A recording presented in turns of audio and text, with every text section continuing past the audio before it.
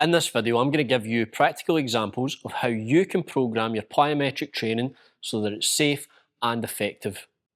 If you want more information about plyometric training, then please have a look at this previous video that's on my channel. It will give you everything you need to know before considering the practical implementation like we're going to do today. So, let's get into it.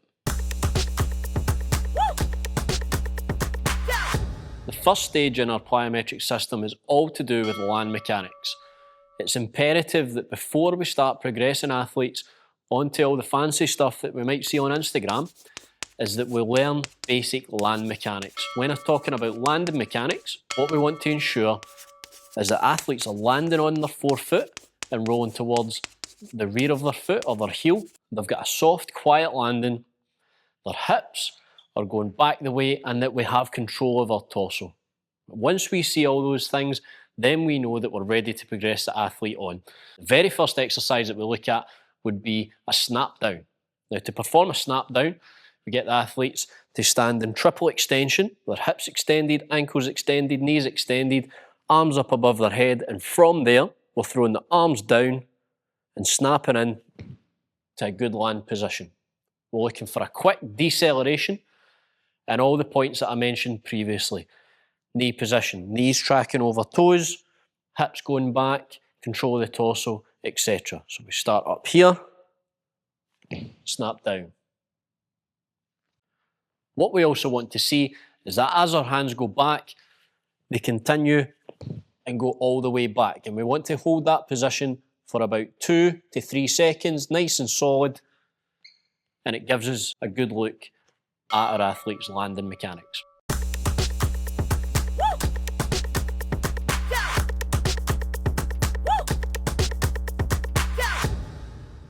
Now, the next exercise that we would look at, still focusing on the landing mechanics, we're not doing any big jumps or anything at the minute, is a step down. Now, we're going to use a small platform. We're not looking for massive amounts of height here, just a small platform about 6 inches off the ground.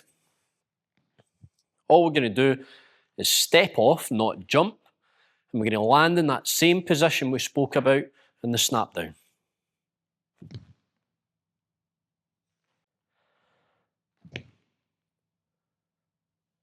Emphasising those things that we mentioned previously, that we have our knees tracking over our feet, we have good control of the torso,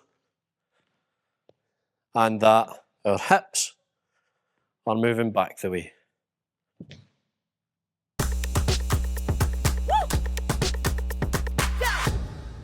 Now, a very similar exercise here next. I might differentiate it by referring to it as a depth drop as opposed to a step down. Only real difference is that we're using a slightly higher platform to drop from. Same rules apply. We're stepping, not jumping, and as we land, looking for that nice landing position, starting on our toes, rolling back to our heels, as quiet a landing as we possibly can. Arms back, hips back, and good control of the torso.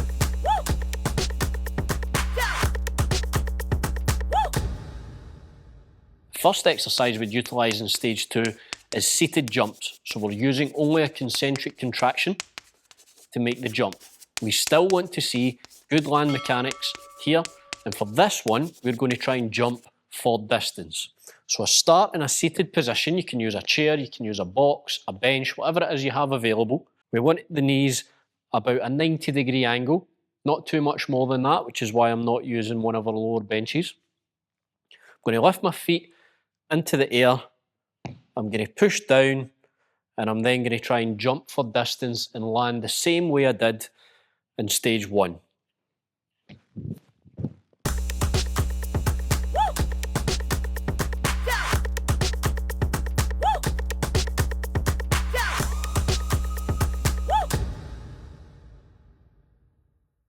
Now, a variation we can do of that is to try and jump for height this time.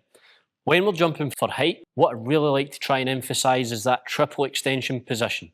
We want a nice forceful push into the ground, and as we jump, We are looking for extension at the ankles, extension at the knees, and extension at the hips to try and get as much force as we possibly can into the jump. Here, we're using a small platform to jump up to. This is going to reduce the impact on landing because we're landing from a lower height. Second of all, a lower bench instead of a higher box is going to encourage us to get that triple extension as opposed to trying to lift our hips, flex at the hips in order to get our feet up onto the box. So I'm starting from a seated position again, driving my feet into the floor, triple extension, and jumping up onto the bench.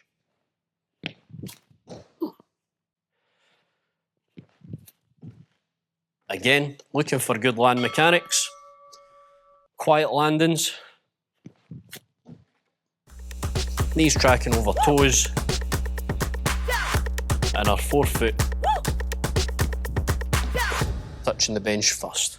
Now the final exercise that I'll demonstrate in stage 2 is going to be a depth jump with a pause. I'm going to use a bench to jump up onto because, as we said before, this will reduce the impact on the landing.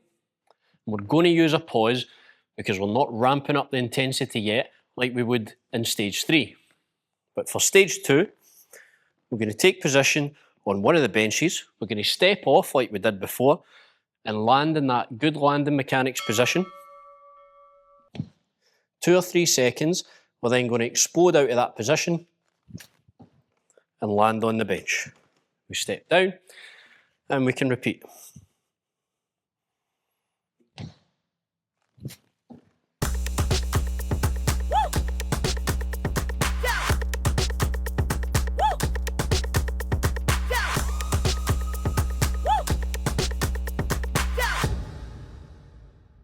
Now in stage 3, what we want to do is we want to add in the rebounding component of the plyometric movement, and we also want to try and up the intensity.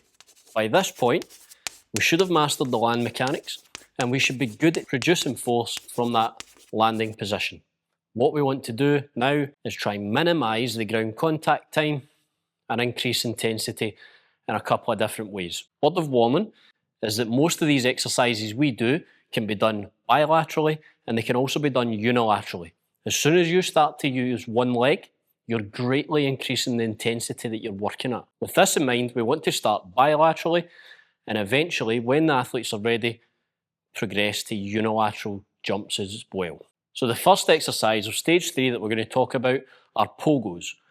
What we're trying to do with pogos is increase our ankle stiffness and try and minimise the ground contact time. This is a low-level plyometric exercise and we're trying to train that rebounding movement that we spoke about. We're going to start this bilaterally, but you can progress this unilaterally as well. I'm going to put my hands on my hips and I'm going to try and keep my ankles as stiff as possible. I'm not jumping too high at this point, but I want to try and minimise the ground contact time and rebound as soon as my feet touch the floor.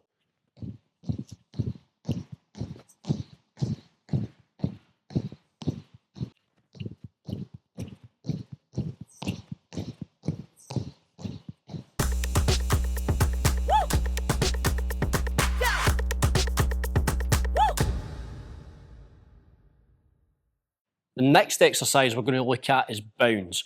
Now you might see bounds commonly performed on single leg, hopping from one leg onto the other leg, but we can actually do this bilaterally as well. And that's where I'll prefer to start.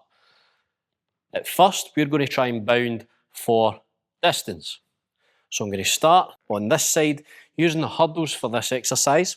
What I want to do is use my arms and my hips, triple extension, all the things we spoke about before, to try and jump the distance over that hurdle. I land, minimise the ground contact time, instantly spring over the next one. I'm only using 3 hurdles here because I'm trying to minimise the amount of ground contacts and the intensity at this point.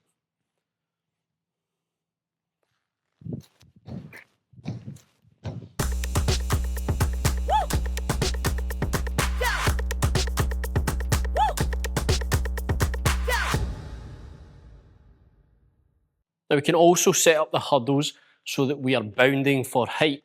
Same idea, same principles as we did when we were bounding for distance. This time the intent is that we're trying to get as high as we possibly can.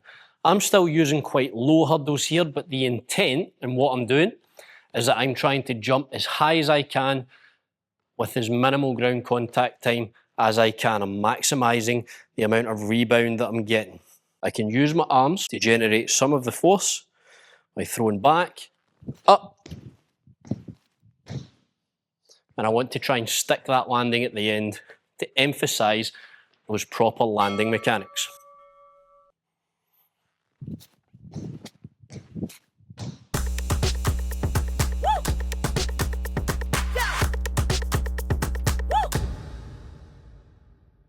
Now I've got the same setup that I had here previously. This time, for the exercise that we're going to do in stage 3, is the depth jump. Now, but previously, we'd done a depth drop with a jump, but we had a pause. This time, like we did in the bounds, we're trying to minimise the ground contact time, maximise the ankle stiffness, and maximise the force we are generating as soon as we hit the ground.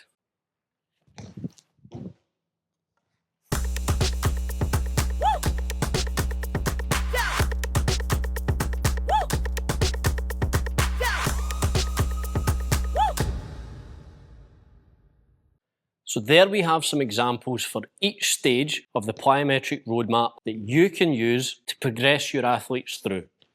What we need to consider though is how exactly we program these and when we progress our athletes. One key rule is that we should progress our athletes based on competency and not timeline. I'm not going to give you an example of your athletes should perform these exercises for 4 weeks, for 5 weeks, whatever it may be. You as the coach need to consider whether your athletes are ready to move on to the next stage. So I like to work with a green light system. So at stage 1, we're going to get a green light if you can view solid land mechanics, good posture, good joint control, and that we're able to land quietly, which shows that we're absorbing the force from that jump safely. If we can see all those things, then we get a green light, we're ready to progress to stage 2. When in stage 2, if you can observe that the land mechanics are maintained, even when we're using more powerful jumps, and that we have a good ability to produce force with some speed, then we've got a green light to be able to move on to stage 3.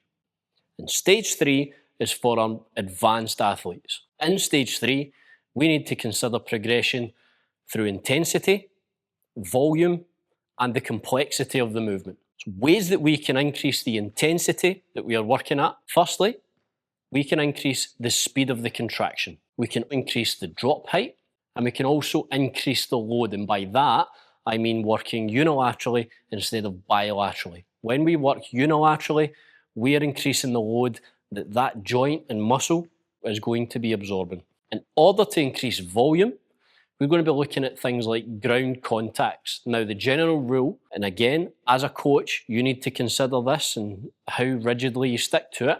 But for a beginner, we're looking at 80 to 100 ground contacts in a session. For an intermediate level athlete, we're looking at 100 to 120 ground contacts in a session. And for an advanced athlete, we would be looking at 120 to 140 ground contacts during a session. Finally, we can progress stage 3 through the complexity of the movement. So we can add repetitive jumps. We can also mix up what types of jump we're using, whether it's a lateral movement, a jump for height, or a jump for distance. And we can mix these up in various different ways. In time, I will post examples of these, but I can guarantee you Instagram, YouTube is full of examples. Just look and you will find them. One of the most important things we need to do in stage 3 though, is maintain quality over jump height. Now previously, we were using quite low benches and hurdles to jump over in order to maintain that quality. It's all well and good being able to put a nice video on Instagram, but in order for our athletes to be safe and to get the most benefit out of the training, then we want to make sure that the quality is maintained. Also gives you more room for progression in the future. We don't have to do everything at once.